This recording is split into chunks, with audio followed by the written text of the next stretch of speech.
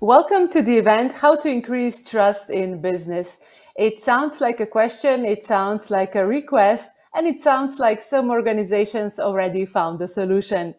The Center for International Private Enterprise and AmChams in Europe launched the Promoting Trust in Business initiative to shed light on the best examples of how companies operating in Eastern and Southeastern Europe are putting environmental, social, and governance principles into practice and enhancing their operations to build trust with local communities. As you will see, many future-oriented businesses are implementing the standards to give back to their local communities, ensure their development, and build trust-oriented organizations. We hope you will enjoy learning about best practices and get inspired. I would kindly ask Program Officer at the Center for International Private Enterprise, Mrs. Ritika Singh, for some opening remarks. Thank you so much, Anya, and good morning, good afternoon, good evening to everyone joining us today. As Anya said, my name is Ritika Singh, and I'm a Program Officer at the Center for International Private Enterprise, or CIPE.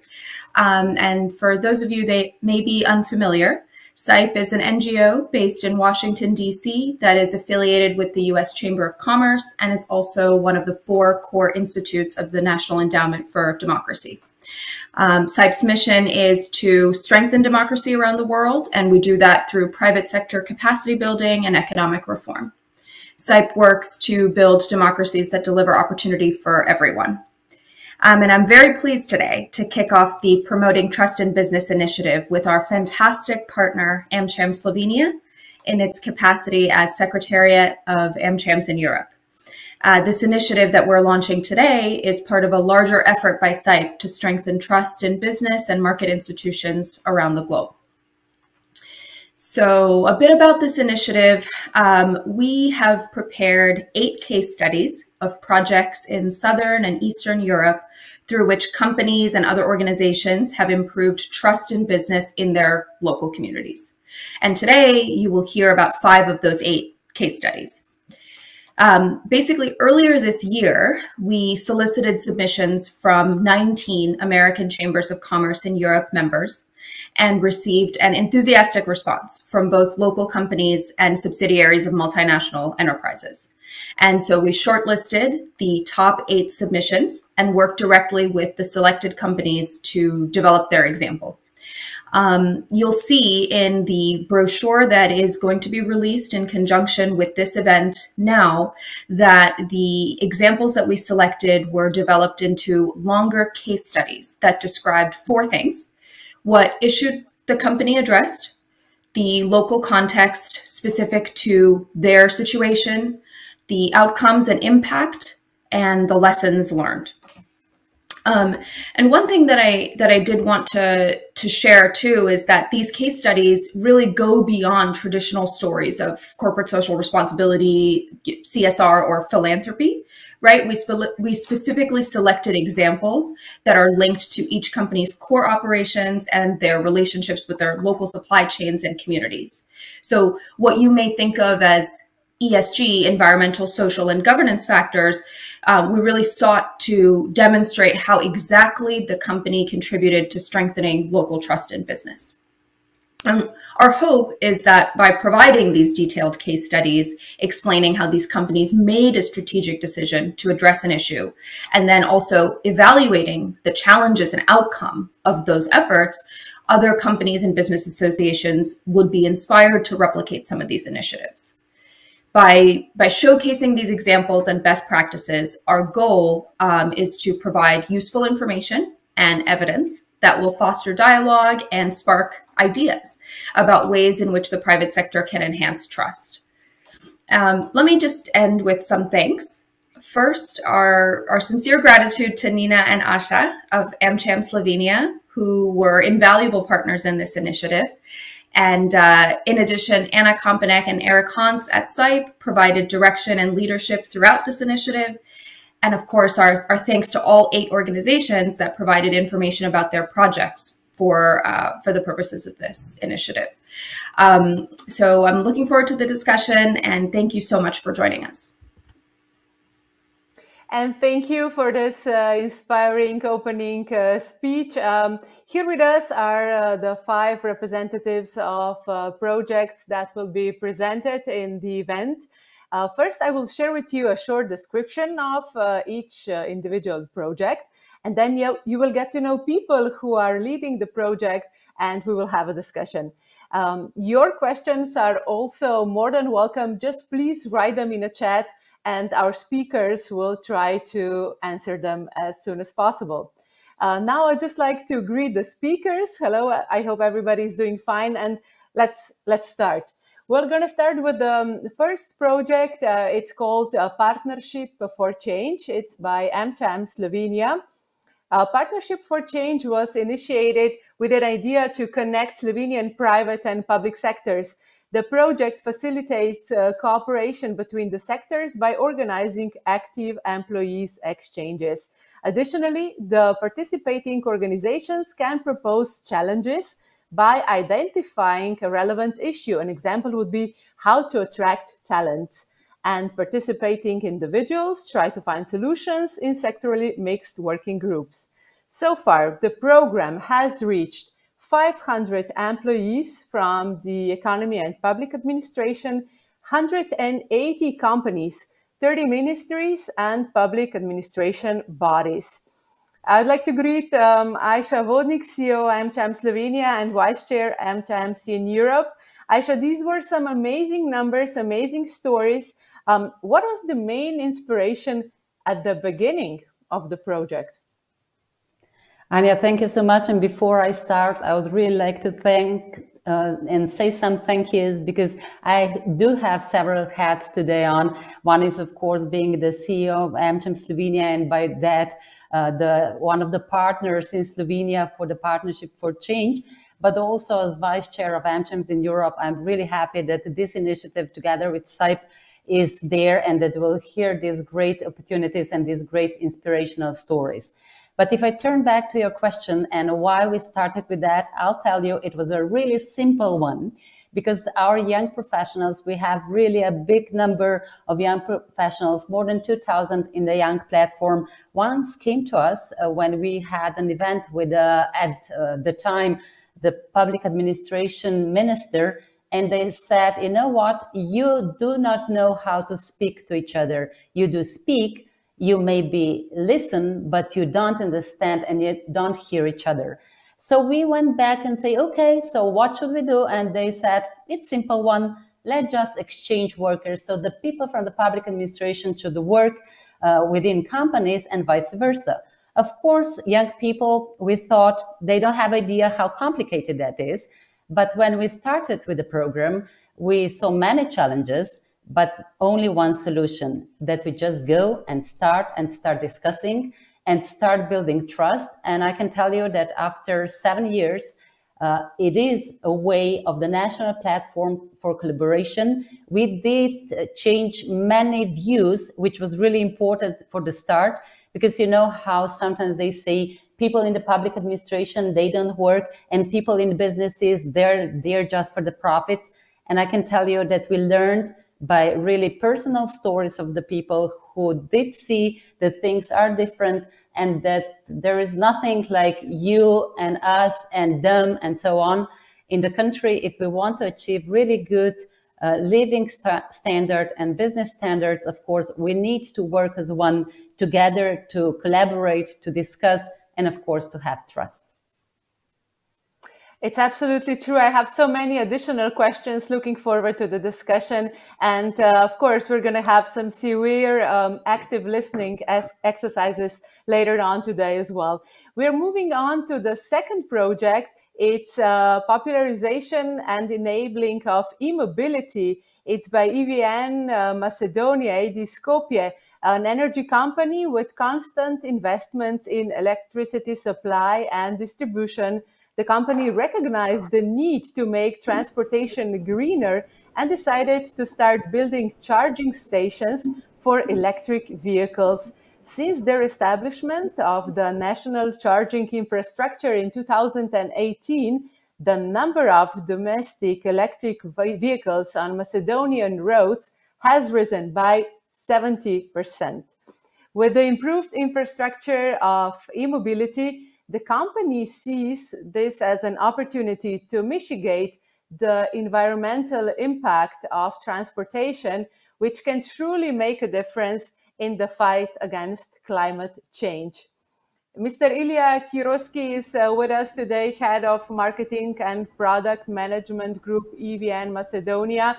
Hello, did you expect that the numbers of electric vehicles will rise so fast and rapidly? And what was the main driving force for the start of the project?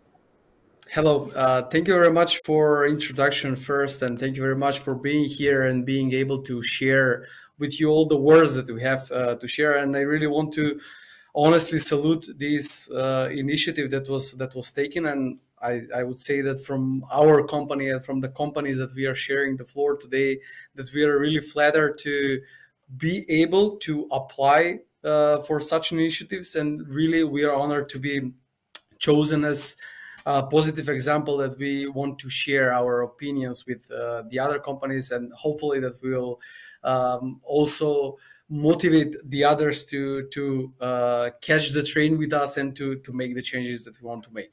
From where the idea came in, actually, that cars that operate on crude oil are a major source of global warming emissions, and we all know that. And since we started in 2018, we were facing only local infrastructure of almost 80 electric cars within the country. And we were then discussing internally where to start and whether now is the time to start about it. Considering the fact that whole Europe, especially Southeast Europe, is really struggling with fight of air pollution and so on, and we as a country are one of those, we as responsible company tried to at least contribute with some engagement, active engagement in tackling and fighting this problem as a nation. So therefore, when we were discussing internally about the chicken egg dilemma, whether we should wait about the development of electric cars within the country or first to develop the infrastructure for it, we decided for the second one. Actually, we wanted to be enablers of such changes within the country. Therefore, as you mentioned, in 2018, we recognized the global trends and local needs on the market, because we were slightly discovering that there is really an increase in usage of electric vehicles, more in the commercial segment, more from the companies who were in that time really changing their car fleet and already following these global and national trends. And therefore, even established a nationwide infrastructure with 40 chargers, without expecting that we will influence that much the initiative and the motivation of the people to increase and to change actually their behavior from using the crude oil and this conventional cars into electric cars. To be honest, I have recognized more using hybrids and plug-in hybrids in the recent past, but honestly speaking, we were not expecting that much to influence the transfer. It is already, we see that this was the initial point when we recognize the acceleration of such changes and such movement of the behaviors of the people. So we are really glad to be the one who motivated the people to move in that direction. As you said, I will keep most of the details for the further discussion afterwards, in order not to take time for the other participants. Thank you so much. Yes, because we have three extra interesting projects still to come. And the third one is Hemofarm with the Unbreakable campaign. Hemofarm, a leading pharmaceutical company on the Serbian market, recognized the stressful events from the past decades that led the population in Serbia to experience a rise in the number of stress-induced mental disorders. The company launched a national campaign, Unbreakable, for preserving mental health that aims to raise the awareness of the wide presence of mental disorders. It consists of advice by experts on psychological health, testimonials of people struggling with depression, an SOS hotline, a webpage, blogs, banners around cities. The company also offers an internal program of psychosocial support for its employees and plans to launch a campaign on the effects of media reports on mental health. Mr. Ronald Zeilinger, CEO Chemofarm, is joining us now. Glad that you're here with us today. Please tell us, what was the main inspiration to start the project, and did pandemic play an important role when you talked about when to start and why to start it right now? First of all, let me say that it's obviously a very high privilege of ours here to be shortlisted on this event. This is for us a great kind of encouragement to proceed with our projects as we did in the past, but it's also very nice to see that little things can make big changes. And this is actually how it started. Yes, it was mainly driven, let's say, from experience from the pandemic. We saw how people were struggling, being in lockdown. But frankly, it was not just this. It was just the tip of the iceberg. It was the thing which pushed it a bit further. And then we started the campaign. And I have to admit that we were kind of, I don't know whether to say excited or shocked by the success which we had. And so we hit some kind of right spot at the right time. And maybe also the name Unbreakable, you know, if you have a broken leg, broken arm, everybody can see that you're suffering from something. But if you have some mental problems, this is something which people don't yet take as serious as it should be. That's why it came into force. And we are quite proud to have such an impact with this. Mm-hmm. And since you're mentioning the Unbreakable, also the graphic design of the campaign is fantastic, and you're gonna talk about it later on. Thank you so much. We're moving on to sustainability initiative, World Without Waste, Pivara Skopje. Pivara Skopje, a joint venture of Coca-Cola, HBC and Heineken, is the leading company in beer and soft beverages market in the North Macedonia. As a part of Coca-Cola's World Without Waste initiative, Pivara Skopje became the main financier and was joined by 10 other leading manufacturing companies in Macedonia to establish PacoMac, the first organization in the country to provide a nationwide recycling system of packaging waste. The company prepared the appropriate legislation for the management of packaging waste, encouraged other companies to switch from a private collection of waste to a system of cooperation, and engaged in educational projects to raise awareness of the importance of recycling. Mr. Labro Pace, Corporate Affairs and Sustainability Manager of Pivara Skopje. We've seen you for a few seconds before. Now I'd like to greet you and ask you, what was the inspiration to start the project, and how come you decided to take 10 other players with you? Thank you very much, and it's really a pleasure, and we are really honored to have opportunity to share our journey of the World Without Waste and how we have made our pledge to collect the primary packaging in community. So actually it was really not a 1 year or 2 year journey. It's a journey of more than 20 years. Since 2010, we realized there's a part of Heineken and Coca-Cola. We are producing the primary packaging and we are sending packaging in community, which mostly in the country, in that time, in 2010, ended in the landfills. So, being part of the big system, we make our brave and really big pledge to collect 100% of our primary packaging up to 2030.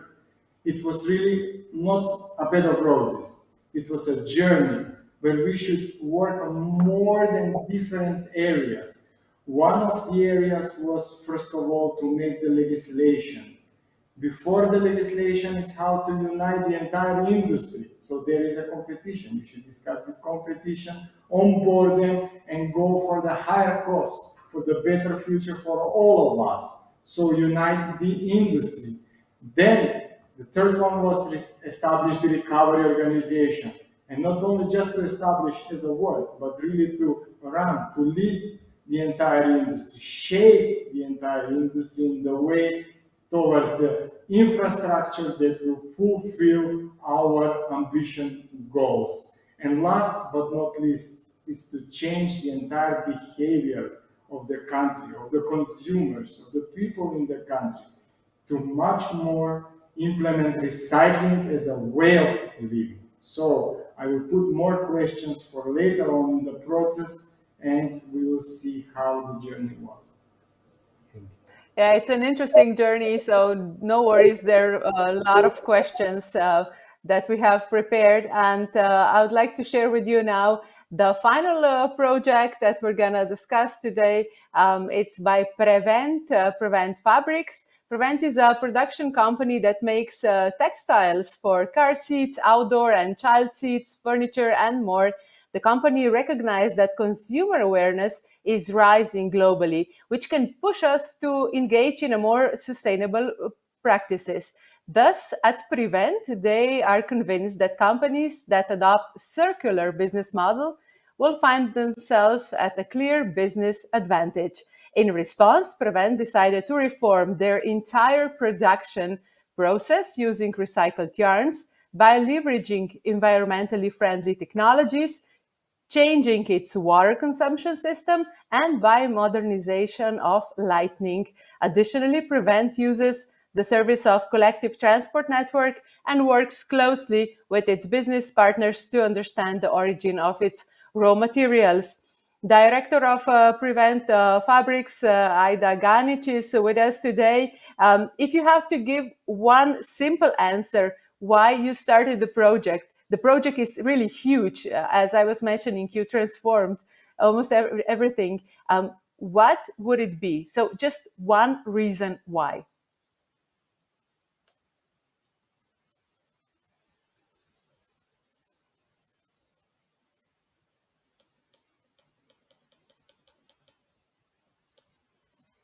Okay, looks like we have some technical issues. I'd like to apologize, and I'll ask Mrs. Aida Ganic to answer the question later on. But now let's just continue with the discussion. As soon as we will have Mrs. Ganic back with us, we'll go to her. But now I'd like to hear from you, Mr. Ronald Selinger, Hemofarm. Tell us more about the cooperation with public authorities. How did that work? Because as far as we know, you work together with the Ministry of Health of Republic of Serbia and also with the faculties. How did that go? Well, for once, it obviously helps that we are basically active in our business in this area. So we are having a lot of collaborations and connections and know a lot of people there who we were able to approach and to ignite with this idea to basically support the ones which are having mental problems. But I guess the main thing was also that the topic was so evident and so, how can I say, there to be supported, because at the current stage it wasn't that much that all the institutions, and you named a few, or you mentioned a few which were participating, were thrilled to be on this. We had already similar campaigns beforehand. We ran, like 2 years ago, we ran a campaign on organ donation, obviously a very controversial subject. Nevertheless, I believe sincerely that it's a very important subject as well. And through these campaigns and others which we ran, about high blood pressure and others, we gained already trust for our stakeholders to embark on this journey with us in a swift manner. Perfect. Ilya Kirovsky, a similar question to you. How closely with public authorities are you working, and what kind of challenges are arising from this cooperation? Thank you for the question. Actually, we at the very first beginning, when you are opening such a new topic in the public, whether it's with the local self-government or government on the national level, there is a certain level of skepticism. To be honest, we had a little bit of problems because, frankly speaking, at the right beginning, there was no strict regulation which was regulating this new topic within the country. As I said, we were the very ones who initiated this topic within the public. So therefore, we were expecting the challenges that we were facing at the right beginning with the authorities. We had problems with taking these, how to say, the allowances to install chargers nationwide and so on. But after some short period of time, we actually established very good cooperation, and I'm really thankful for it, because without their help and their support afterwards, we couldn't manage to be able to reach every bigger city within the country, and by that to reach every potential user of electric vehicles within the country, but not only the local ones, but also the travelers and the foreigners who are passing by the country. Therefore, I'm coming to the point that luckily, after a short period of time, as I said, we established really good collaboration with the authorities, and therefore we can now say that we have really widely expanded infrastructure of charging stations, which is enabling traveling of the domestic people, but also the foreigners. Previously, someone from outside who was maybe not able to come to Macedonia due to challenges facing with lacking of infrastructure. Now I'm even inviting you to come to Macedonia, because you will be able to charge your electric car if you come. Yeah, and do plenty other interesting things, but that's not the topic for today. Understood that the cooperation is good. Thank you for this answer. Aisha Vodnik, I would like to move on with the question, how to make sure that the program is going on for so long? I mean, okay, there's some projects, we have a campaign or something, it goes on for a year or two, but Partnership for Change has already entered the 8th season. Why do you believe that's the case, this long life of the project? And what are the main lessons learned, maybe from generation to generation? Yes, and Anya, thank you. You know, when we started with it, it always starts with one person that believes that things that we see as problems can be changed to challenges, and that we can start and work together. So it was really important for the first year that we did gain trust at that time, because as you can imagine, there were many questions. Will this be okay? Will there be some non-specified corruption going on, because people from the public sector will be there working in the ministries, and they do have some tenders and so on. So we were really, really cautious and carefully looked at these challenges that were there. But then what we realized, and that was one of the challenges that we did see, and lesson learned, that you need to really address all the challenges and be extra careful, but not that careful that you would not start with the program, because it would be easy to say, okay, too many things to worry about, we don't want to do it. So when we gradually started to do, when we had saw that something really happened, or we were concerned that something might happen, we did address that immediately, and went there and talked with people, because as you mentioned a bit in the beginning, there are many, many people involved, many ministries, businesses.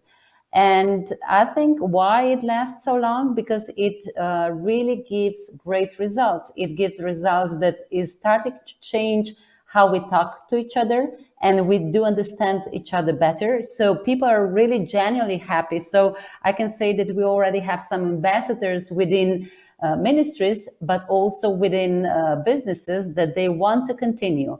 So for us, because the government in Slovenia has changed in the past years quite often, already the fourth minister is now on board and is working with us, because here AmChams Slovenia and the Minister of Public Administration are the prime partners that are leading the program, and all the others, of course, work as partners. And I really think you asked one of my predecessors today why they invited others to join, because I think that only in collaboration you can really make big changes and important changes. And of course, what we have as an important goal to gain trust. So I think if you ask me, it has a lot to do with people. It has a lot to do with dialogue, and it has a lot to do with sort of people that are goal-oriented, that want to achieve one really important goal, and that is better living environment in the country. Yeah, you're absolutely right. I was asking Mr. Lambro Pace, why did Pivara Skopje decide to take 10 other companies on board in preparing this PACOMAC? And Mr. Pace, I would like to know now about your recommendations to companies that wish to implement similar projects. It could be recycling or something else, like huge projects. What would be your recommendation? Thank you for the question. Definitely there will be more than 4 or 5 points that I will discuss in this area. First of all, it's building the strategic partnership. You cannot build any project without onboarding your competition, onboarding the local municipality, government, NGOs, general public, and most the media. Next one is we have being part, let's say, in comfortable position, being part of Coca-Cola, HBC, and Heineken. So a lot of knowledge behind. So the same program roles in many of the countries being part of the system. So a lot of know-how that we really succeeded to share in community and build even one step further. So also the legislation, partnering with the government. I heard from the previous speaker, we have had 4 or 5 already ministers of the environment working on this project. Without their support, without municipality support and the mayors, the project wouldn't be successful. My recommendation is always to have full portfolio of strategic stakeholders management and building always win-win partnerships for life. 2 other very important points are how you are behaving and how you are engaging your employees on this strategic project. You can have pledge and it can be more than 20 years. But if the employees are not the, let's say, ambassadors of the program, just for your information, we have had more than 45% of the employees being volunteers in the World Without Waste platforms, just sending message in community for creating awareness and changing consumers' habits through own example. And last but not least is the legislation and campaigning. First, you should work and shape on the legislation together with the government. And the second, without successful campaign and creating awareness and changing the habits of consumers, there is no success. So my message to all other companies will be to touch all of this universum of stakeholders and work holistically on the project. It is absolutely a whole universum. Yeah, you were mentioning so many things, and thanks for reminding us of the importance of employees, of teams. Absolutely important. We're going to touch upon that later on. Right now, I'd like to greet Mrs. Aida Ganic. Hope you are with us now for real. I was explaining the case of Prevent already, and would just ask you, if you would have to give a simple answer why you started this whole transformation, what would it be? First of all, thank you very much to be a part of this initiative. We are very proud of this project and we are happy to be a part of this story. Why? It's a very simple question. Complete market and the supply chain realize that this is something which is not anymore need to be, but it's must be. Of course, that the way to this story is not so easy. Complete supply chain must be set up and complete production processes needs to be set up at the end.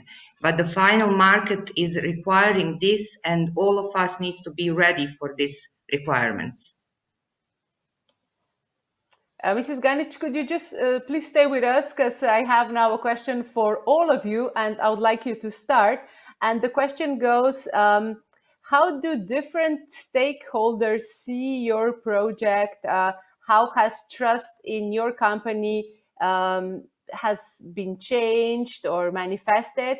And a very important question that we also got from our audience, has this reflected in your business results?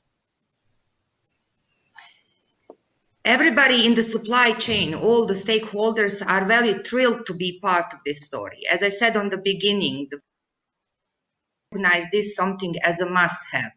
So all of them in the supply chain are really ready for this. There is a few, challenges which all of us have. And this is how much we are ready for this. How much we are ready to use recycled raw materials in all of our supply chains. How fast we can react to this. Of course, that it is not so easy and that it is not something what can be done within 1 year. This is really a long-term process, but we all have to stream to this.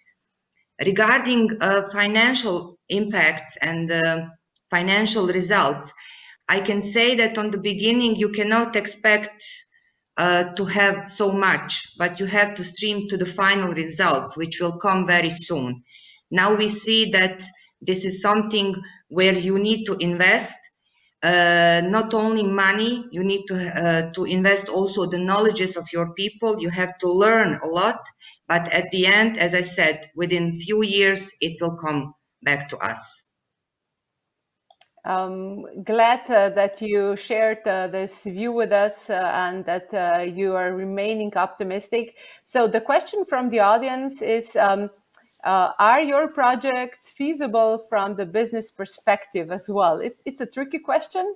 So I'd like to hear from all of you, Mr. Ilya Kirovsky. So first of all, how have different stakeholders seen your company and the business perspective? Thank you very much. It's really an interesting question, even from the very beginning, what you have mentioned, how the all stakeholders are seeing us as a company. As in the title of our project is written that we wanted to consider us as enablers of e-mobility within the country. And I can confirm that even our stakeholders are seeing us as such. No matter whether it's about the national authorities, no matter whether we are speaking about NGOs that we are collaborating with, the people, the customers which are actually utilizing the most this infrastructure and the e-mobility as such, and so on. And I really see a positive impact that we already made. This is not a picturing with pinkish eyes that we are the best and so on, but we really made a movement, and we can even feel this from the positive comments that we are receiving. Of course, what are the lessons learned that we have so far is that actually now when we faced already the increase within the usage of electric vehicles, now this infrastructure need to be expanded, need to be upgraded, I would even say. But this is reflecting to your second question, whether this is already financially improving us and so on. I would be really, it is a tricky question, but I can be really honest here that financially we are in a big loss. Big loss, it's of course in brackets with this project. as I said, we started really more altruistic. We started really more from the point of perspective that we really want to invest within the environment, within the future outcome, within the future goals, not only of our company, but also nationwide. So if I want to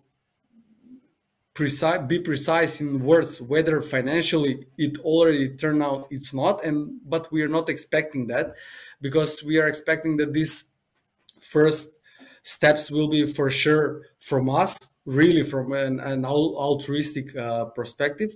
But we really hope that with the second stage that we are entering currently, we will for sure have positive impact, and we will for sure have more favorable starting point when approaching our customers, because as I said, we are already recognized as a positive example of such business within the country.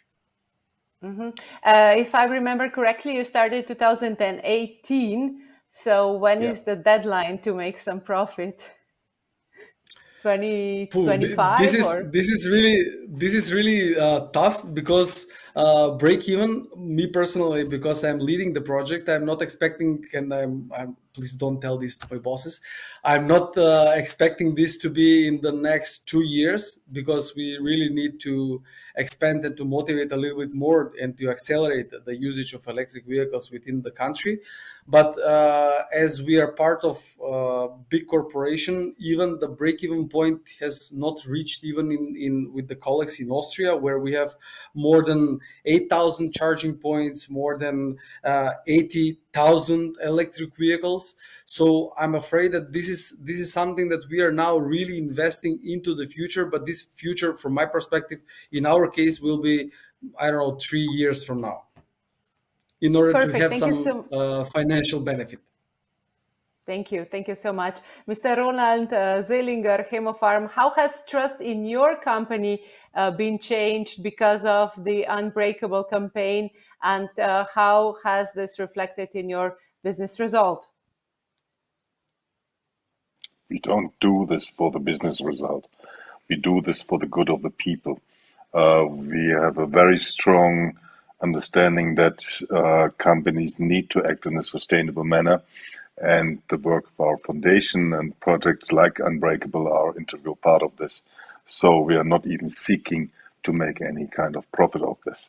What we love to do, or what we love to see, is that people are getting help when they're in problems. What we like to see is that topics which have not, for whatever reasons, been perceived by the public in the importance they are actually for many people, we like to support this.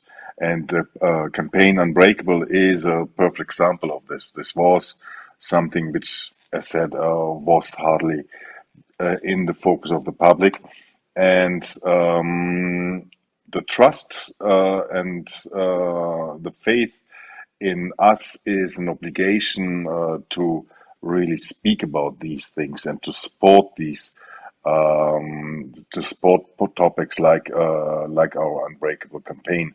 And we see that because the participants, we have faculties for psychology, we have the Ministry of Health, we have a lot of medias, we have a lot of others who are participating. They are all putting their heart and soul into this project, and by us standing on their side, investing into this and doing it for a good cause, the trust is something which is an effect which comes naturally, but you can never aim to have a trustful relationship. Trust comes through behavior, and we are demonstrating, hopefully, and as much as it is perceived by now, the trust by our counterparts. So we are very glad and privileged to have the connections which we have to run this campaign. And once again, break even was never even discussed. There is no break even because we don't do business with this. It is just helping other people. Mm-hmm. Trust comes through behavior.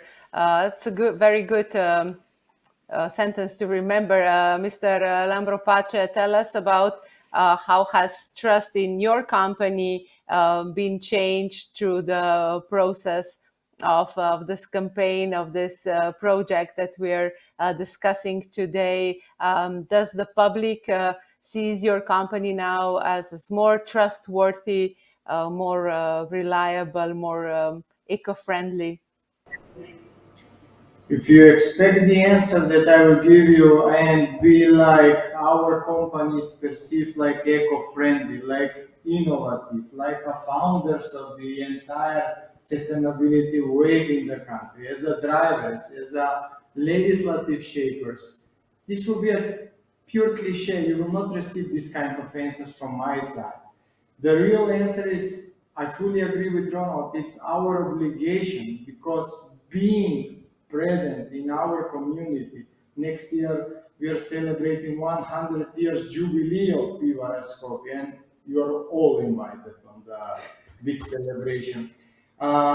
So the answer is, this is our obligation, and this is our pledge, and we see this as our footprint that we are obliged to give to community. So definitely it has influence, definitely it has the impact on how the community is perceiving us, not only in this area, but in all other 17 United Nations sustainability commitments, let's say. But from other hand, we are on the half of the journey. We cannot say that we have really succeeded. So we started from 12.1 of collecting of the primary packaging in 2011. Now we are to 61, but to coming to 100% or equivalent of every packaging that we are sending to community, it's a journey up to 2030, and it needs a lot of effort. Yes, I can say directly yes to your question. It builds our company reputation, it builds our brand love, but it's a lot of homework to be done. Mm-hmm. I really appreciate that all the answers about trust are so full, and you really give us a great insight into how important trust is and how difficult is it to build it, and then on the other hand, how easy it is also to lose it. Aisha, I would like to ask you about trust in not only AmChams Slovenia, but public sector companies. How do you see Partnership for Change contributing into raising trust into public sector first, maybe? Yes, I was thinking when I was listening to other speakers, I think that ECG and all these things are not any to decide if you want to do it or not. I think, as they all said, it will be mandatory, but then trust is something that is the foundation of all that.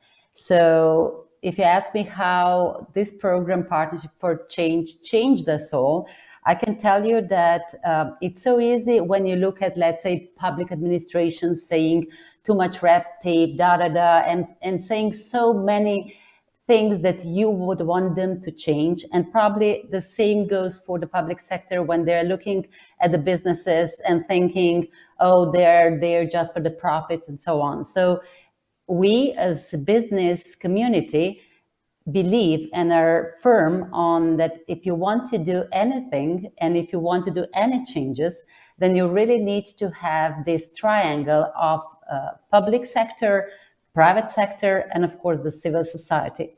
And here I'm really happy that we can see that by knowing people, not necessarily ministers, because probably all of my colleagues on this panel will agree that it's not that hard to discuss with ministers and agree with them. And it's the same probably in the companies. You can easily agree with CEOs, but then it's a big question how this will trickle down and how people will accept that and how people will start to be volunteers or will start working on the projects and changes. So that's why I think what we did is really met people within administration that started to believe in the project and started to do with full power and with full motivation the changes. So I can go to really concrete examples, like we started with the initiative and it raised from there. I'm a teacher, where we wanted to change the reputation of the teacher vocation in the society. And you cannot just do it by saying, now we will all respect teachers. You need to build it. And I think that what we've learned also as a business community is that we cannot just come with our greatly written papers, with position papers, and advocate in a way, here you have it, you need to do it. I think that we learned that there needs to be a lot of positive culture of dialogue, that we need to discuss with people, that we need to hear their challenges, and then things might change and happen. So I think that it was a great path of learning, and it's still a journey. So I'm really, really excited every new year when we start with these challenges. Also because the Partnership for Change has two dimensions. One is exchange of workers, so people from public administration work in the companies and vice versa. But we also have challenges. So this year, let's say, we have really interesting challenges in terms how to do the proton center for cancer in Slovenia. So there are big challenges and big projects that needs to be done and can be done only in collaboration. It's true, and I'm really glad to announce that we have some great questions from the audience. Joe Martin is asking us, maybe Aisha, you could start with a short answer to that question, and then I'm going to ask also you, Mr. Pace, to answer to this question. And the question is like this: in your programs, have you dealt with any breakdowns in trust? How do you sense when trust has been damaged in course of the work? Well, we did. Actually, it was that one company wanted to go to the specific ministry because they had some contracts with them, and they did try to influence that. But, they need to understand the code of ethics before they enter. We have interviews before they go there, and we really do stress a lot the trust. At the beginning, we were thinking that was not necessary, so that we can just trust and think everything will work smoothly. But then we realized it's really important to do everything to prevent anything like that. But of course, with that, we still want to trust people, and we still want to believe that this will not happen. But it's really important, if it does happen, that you address it and that you show and you don't try to hide it. So I think the transparency also here is of paramount importance, and of course addressing the issues if they arise, but you still go and try to work together. Yeah, that's a very important message. Clear communication, open communication, transparency. So Mr. Pace, have you dealt with any breakdowns in trust? A question by Mr. Joe Martin. Thank you, Joe, so much. I can say that this is actually a very good question, because mentioning and speaking about 20 years of journey, it's an approach where the trust is the most significant factor of success. So you cannot call the competitor and say, let's work together as a partners and work on a higher cause for the community if you don't have trust. You can lose the trust immediately. You cannot call the municipality and collaborate with municipality or with the government if the trust is not, let's say, the main structure of the puzzle. So in our case, and personally, my way of managing and leadership, the trust and win-win mindset, and people who know me well know that with this kind of win-win mindset and trust is the core of everything that we do. I agree, you mentioned before that you can lose the trust immediately in one day, but you are building it. We are building it actually 99 years in a row. So it's a long journey. We are just warming up, and we are aware that it should be even more in the next 100 years. Ready for next challenges. We have another important question from Mr. Eric Hunt. Maybe you could give us a short answer, Mr. Zeilinger. Do you view these projects and programs as a natural extension of your business operation, or is it something separate and distinct? It is something separate because we are not running these things through our business. We have a foundation, HammFarm Foundation, which is separately set up, has an independent budget, has an independent managing board of directors, and chooses their subjects in an independent manner. And by this, frankly, we are aiming, or we are able to hit those topics which we are able to do so, because it is not coming from any kind of corporate or company thought. Yes, foundation is health oriented, but that's just kind of a framework in which they're operating. And once again, maybe just on the question of trust, because somehow this was from the question beforehand. I think you don't lose trust if you are communicating in a transparent manner. If you're also admitting sometimes failures, sometimes challenges in a very straight manner. It is like in everyday interpersonal relationship. You talk with your partner about good things, about bad things. Sometimes you probably screw up, but if you explain it in a transparent manner, the trust is not somehow that much shattered. So it is something which you just build up by good behavior and by respectful dealings with the people who are concerned. Thank you. Mrs. Aida Ganic, maybe this question by Mr. Hunt, do you view these projects and programs as natural extension of your business operations?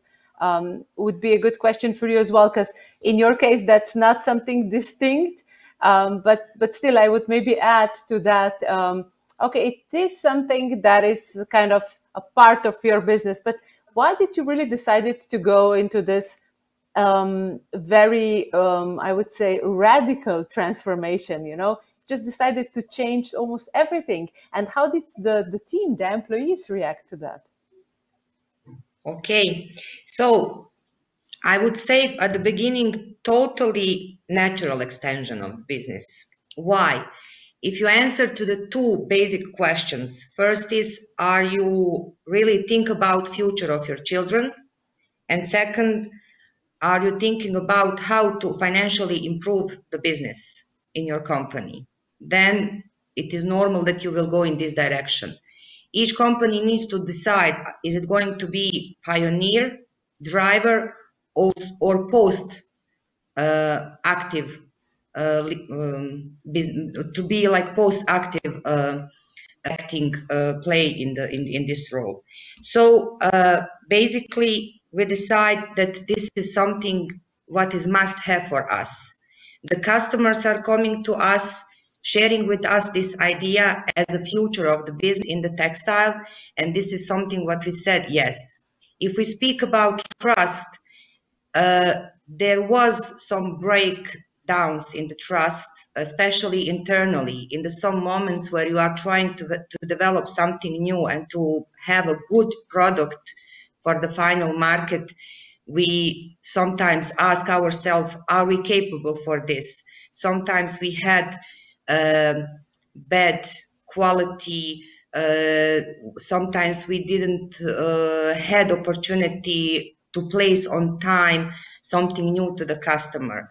But at the end, those two questions, future of our children and financial improving of our factory, led us continuously and helping us to be where we are today. Glad to hear that. And with this, we're going to enter the final round of the discussion. So if anybody feels to add something to our previous questions, please do so. But my final question would be pretty similar to all of you. Okay, we know for some companies that they're ready for the next 100 years already now, but on a more serious note, what are the next steps of the project that you were presenting today. Mr. Zelinger, since I'm a journalist, I'm obviously going to start with you. As far as I understood, you're going to start with a campaign about to help journalists understand the influence of media reports on mental health. Is that right? And what are the next steps of Unbreakable? What we do as a general thing is after a year where we are running the project, we are somehow assessing the impact of the campaigns. What we had in the past, for instance, was that during campaigns, the impact let's say the perception on this topic was very high, and it was always kind of promised by other authorities to have some actions to continue on this, but it wasn't the case. So we needed to step in, and this is what we are going to do now as well. We are going to reassess whether we have been sufficiently successful in this regards, how we can have this subject on a high level, on an ongoing basis, still going on. And certainly media are one of the core facilitators of a better understanding of this disease as something which needs to be taken care of. Thank you, and good luck with the future project. Mr. Kirovsky, what are the future steps? Where are the electric vehicles taking us?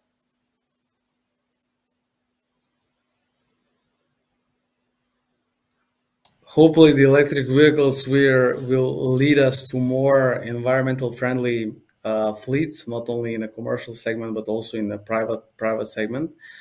What are the next steps that we will be for sure focused on is that, as we mentioned previously, that we have settled our charging infrastructure on a public places in the centers of the city. So there are many movement of cars around it.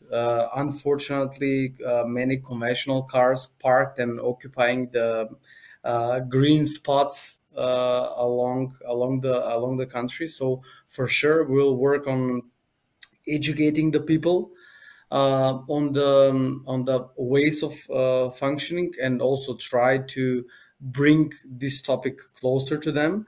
We are already implementing fair use policy that we are sharing with the users of electric vehicles, in order not to overuse, because now it's currently free of charge within the country. As I said, we really see ourselves as enablers of e-mobility. So therefore, we are still in a promoting period when where charging sessions are free of charge. So we are really educating not only the users of conventional cars, but also the users of the electric cars.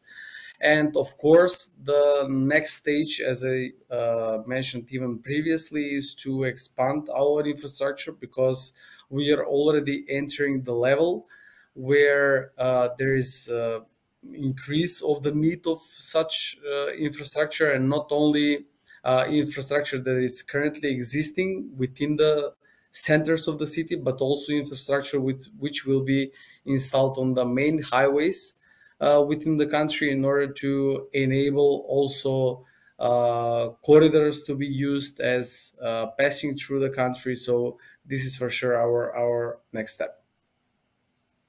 Good luck and enjoy the ride. Mr. Lambro Pace, you talked about the next steps already, but still I'd like to know more. Tell us about your plans for the future, maybe for the next couple of years. We are aware in Skopje that more should be done. So far, we were beyond the half journey, as I said, and working from the earliest age in shaping the behavior of the community, of the youth, of the youngsters, of importance of sustainability, importance of recycling, importance of the waste management, brings us to, let's say, on another level. then going to the primary schools and also universities. Just for your information, even the project will be much more sustainable if we implement and go on the next stage, implementing the reverse vending machines, which actually, for your information, we have done as an innovation project together with the faculties, universities from mechanical engineering, and the software was also done by the students. And it brings somehow kind of level of accountability and ownership of the, let's say, community in this journey. So this year we have received and we established the first vending machine in order just to progress and further make the curve of recovering of our waste to continue to grow. Because as you are aware, whatever the recovery organization is doing, it's not necessary, and we should do much more, let's say, and go towards deposit system. So the next level is already last month we have implemented a new law in the country, bringing us closer to the much more developed countries, and even integrating the 40%, I can say, of the waste goes of the business failure, because the legislative didn't allow us to have some punishments or to have their, let's say, inclusivity. So the next challenge will be in the future is to again shape the law, and why not in 2025 make it like a mandatory deposit system.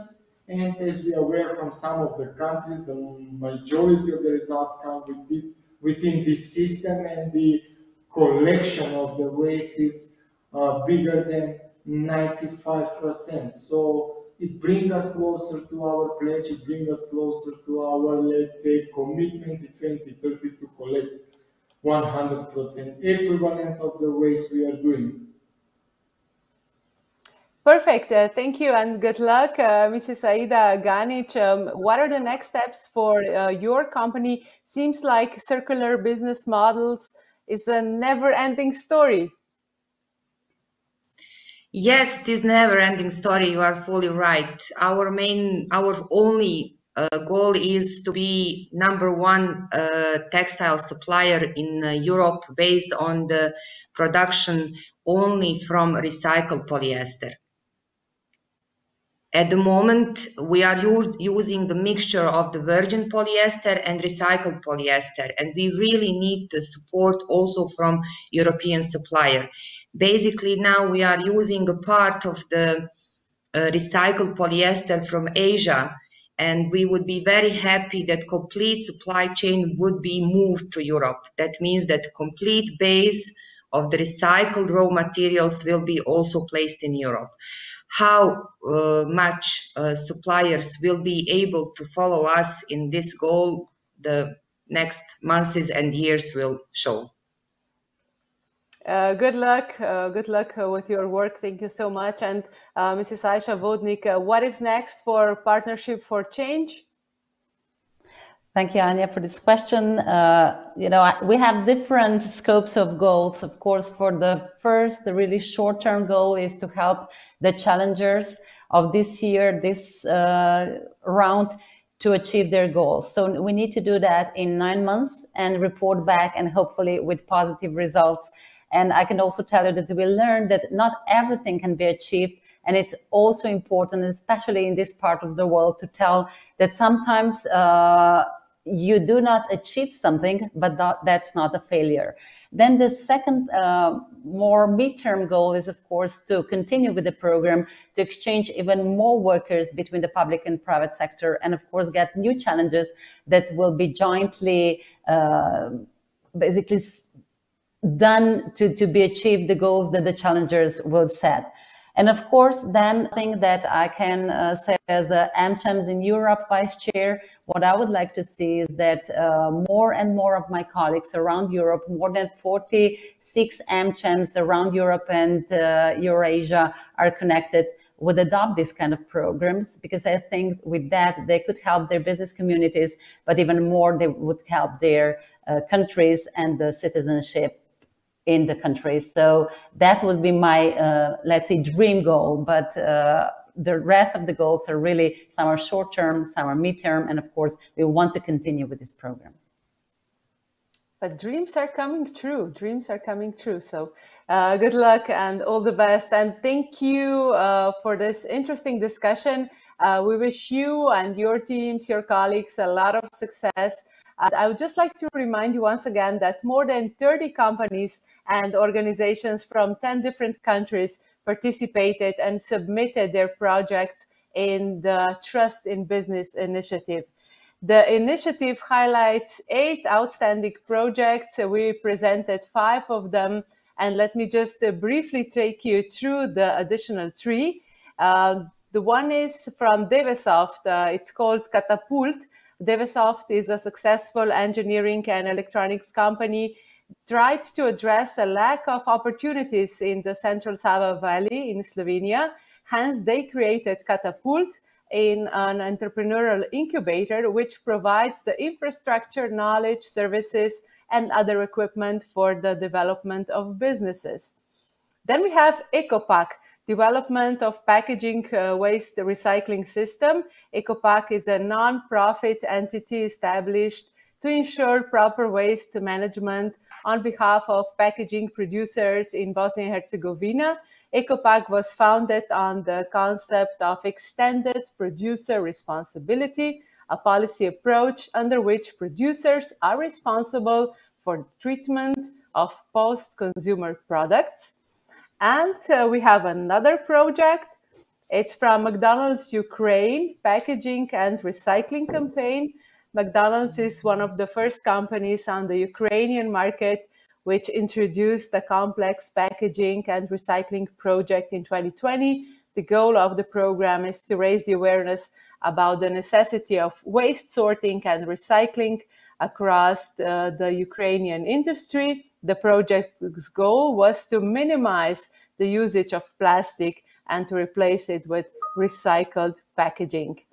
So I have good news for all of you who'd like to know more about this interesting and inspiring project. The e-brochure is available from now on. You can see the link in the chat, and we will send you the link also later on via email. And you can also access the brochure on the website of AmChams in Europe. And before we conclude, we would like to thank once again to all the speakers. You and your organizations have really shown how important is it to give back to the community, to ensure development, and to build trust with different stakeholders. Dear participants of today's event, thank you very much for being here with us today. Thanks for supporting Trust in Business initiative. Have a lovely afternoon and take care. Thank you.